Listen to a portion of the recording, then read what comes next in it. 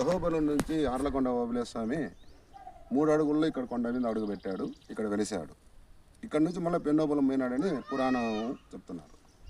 మా పూర్వీకుల నుంచి గుడి పూజలు చేస్తున్నాము. మా జేజనాయన కృష్ణమయ్య చేశారు ఇక్కడే, మా మామ వెంకట్రామయ్య చేశారు, మా నాయన కేశవయ్య చేశారు, తర్వాత మేము చేస్తున్నాము. నేటికి వంశపారపరంగా ఇక్కడ పూజలు నిర్వహిస్తూనే ఉన్నాము. ఆర్లకొండ ఓబులేశ్వర ప్రసన్నము.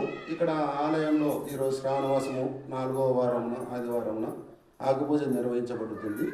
అలాగే మాఘ మాసంలోనూ కార్తీక మాసంలో పూజ నిర్వహించడం జరుగుతుంది. ఇక్కడ ప్రసిద్ధిగాంచినది ఆర్లకొండ ఓబులేశ్వర నమ్ముకున్న వాళ్ళకి మోక్షం జరుగుతుంది.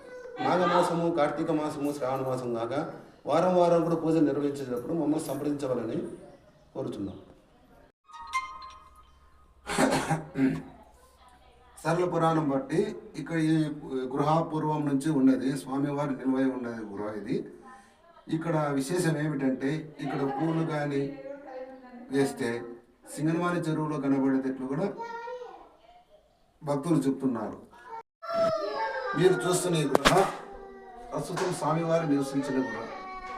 ఇక్కడ విశేషం ఏమిటంటే ఇక్కడ బంతిపూ వేస్తే సింగనమాల చెరువు నడుతూములో కనబడుతుందని భక్తుల నమ్మకం.